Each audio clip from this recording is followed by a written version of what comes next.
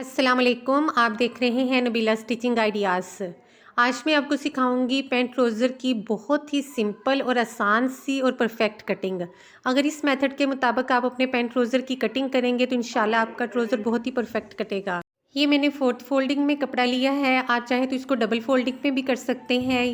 जो इसकी close side है वो मेरी तरफ है, जबकि ओपन साइड जो है वो आपकी तरफ है।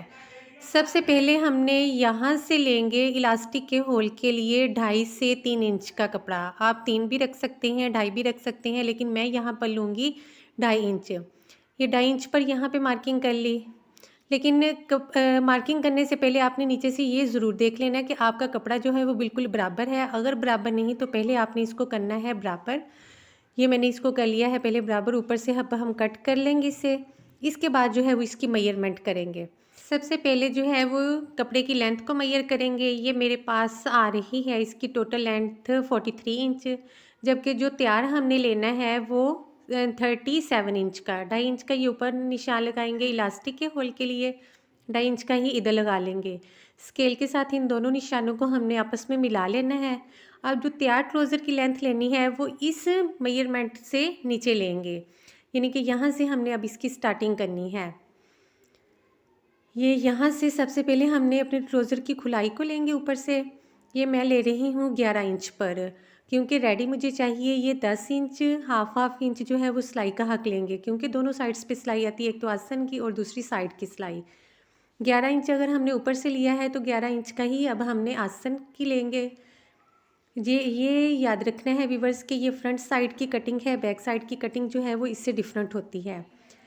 अब इन दोनों निशानों को हमने बिल्कुल सीधा 90 के एंगल पे मिला लेना है, ऐसे। अब 11 इंच जो था वो पैंट की खुलाई ली थी, सॉरी ट्राउज़र की। अब यहाँ से 2 इंच अब हमने एक्स्ट्रा लेना है इसको। यहाँ से इस 2 इंच के निशान से अब हमने बिल्कुल इसकी गुलाई में इस तरह से शेप दे लेंगे। इस शेप से आपका पैंट ट्राउज़र बहुत ही परफेक्ट होगा, कभी भी इसमें खिंचाव नहीं आएगा, ना ही पांचा जो है वो ऊपर को उठेगा।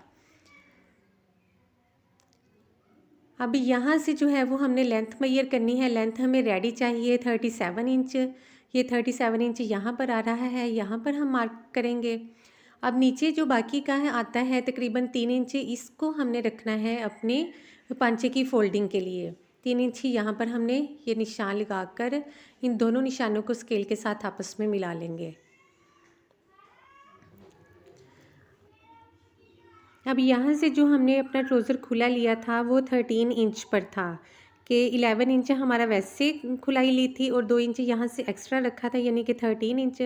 अब हमने इस हिस्से का हाफ़ करना है ताकि हमें यहाँ से पांचे का पता चल सके कि हमारा पांचा जो है वो कहाँ पर बनेगा। अब यहाँ का जो 13 का हाफ़ बनता है वो बनता है 6 इंच। 6.5 इंच पर मार्क कर लेंगे। यहाँ से मेजर कर लें तो भी 6.5 ही बनता है। अभी यहाँ पर हमने लगाना है 6.5 इंच पर ही निशान, कि इसी हिस्से का जो है वो सेंटर हमें पता चल जाए। अब सेंटर पे हमने बनाना है अपने पांचे की मेजर करेंगे कि जितना हमने पांचा खुला लेना है, हाफ़ जो है वो हमने इस निशान से राइट साइड पे लेंगे और हाफ़ जो है वो हम लेफ़्ट साइड पे लेंगे। अब तैयार पांचा मुझे चाहिए 6 इंच का, तो 3 इंच जो है वो मैं लेफ़्ट साइड पे लूँगी और 3 इंच ही इस निशान से जो हमने 6.5 इंच पर लगाया है उसकी लेफ़्ट साइड पे लेंगे।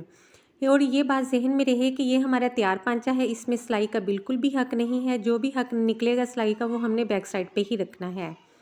ये लगाया हमने 6 इंच का पांचा रेडी करने के लिए निशान, दोनों साइड्स पे 3-3 इंच का।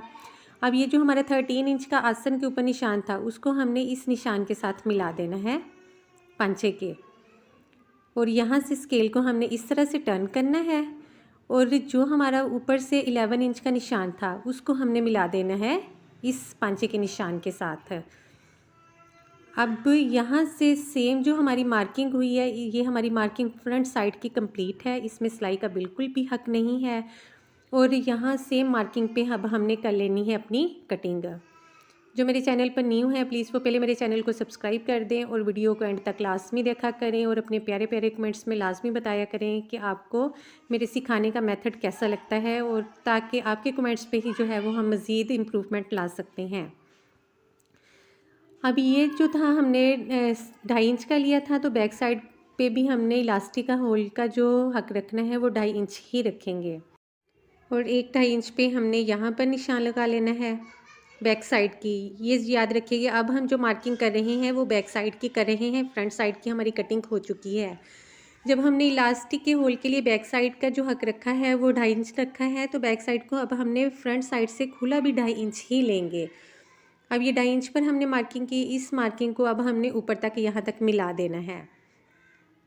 अब यहाँ से हमने ये थोड़े थोड़े फासले पर 2.5-2.5 इंच का निशान लगाएंगे वहाँ तक जहाँ तक हमारा आसन जो है वो कंप्लीट होता है। इस पॉइंट पे अब 1-2.5 इंच का हमने निशान लगाना है यहाँ पर। अब ये हमारे आसन तक की जो मार्किंग है वो कंप्लीट होगी। इसको पहले हमने दे लेनी है शेप।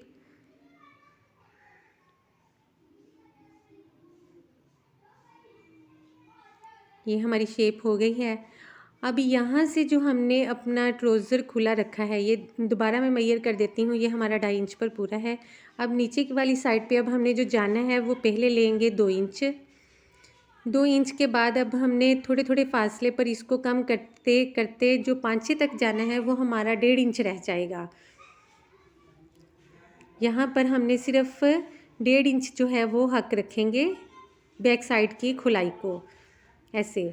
अब इसको हमने मज़ीद जो है वो स्केल के साथ शेप दे देंगे इस तरह से। अब यहाँ से जो हमारी शेप सेम वही होगी जो कि हमारी फ्रंट साइड की थी। इसमें हमने कभी भी इसको ज़्यादा नहीं रखना। अब यहाँ से हमने दे लेनी है इस तरह से। अगर शेप देंगे तो देखें कि इसमें उरेब कितनी ज़्यादा आ रही है। हमने स्केल को थोड़ा सा पीछे हटाना है, हटाकर इस तरह से इसकी शेप देनी है कि ज़्यादा उरेब भी ना आए और शेप भी उसकी परफेक्ट बन जाए। अब सेम मार्किंग पे अब हमने बैक साइड की जो है वो कटिंग कर लेनी है।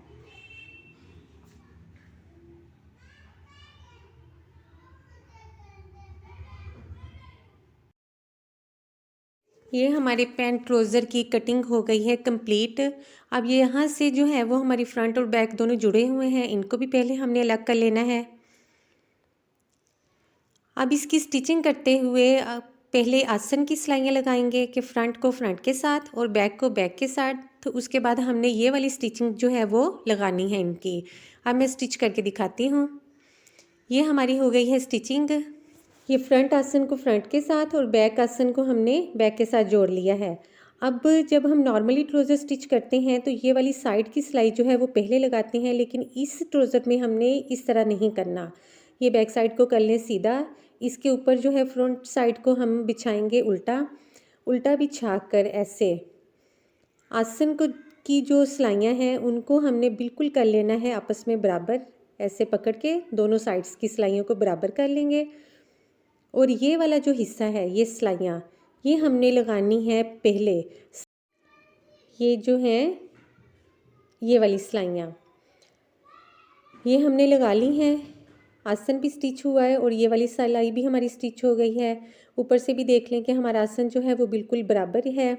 अब हमने ये साइड वाली सिलाइयाँ लगाएंगे और साइड वाली सिलाइयाँ लगाने के बाद हमने ये जो फ्रंट साइड है यहाँ पर डालनी है प्लेट्स। यहाँ पर प्लेट्स डालने के लिए कि जितना हमारा फ्रंट की एक साइड है, यानी कि टोटल हमने 11 रखी थी, तो उसका हाफ जो है वो बनता है 6.5।